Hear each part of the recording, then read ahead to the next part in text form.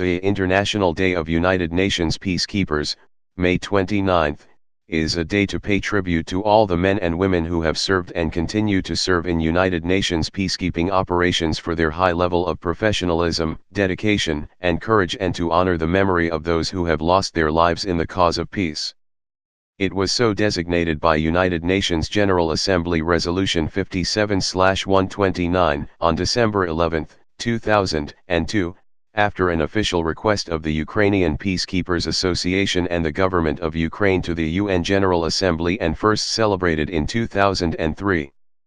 The date, May 29,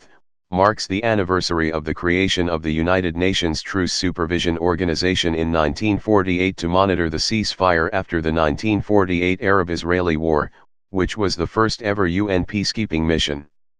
The day is marked at the United Nations headquarters in New York City with the presentation of the Dag Hammarskjöld Medal, statements by the President of the General Assembly and the Secretary-General, as well as a press release regarding the state of UN peacekeeping missions and the continued necessity of their work.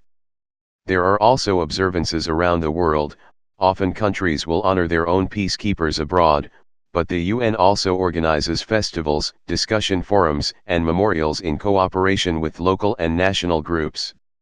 In 2009, the UN put a special focus on the role of and need for women in peacekeeping, both as role models and also to serve in a number of gender-specific capacities.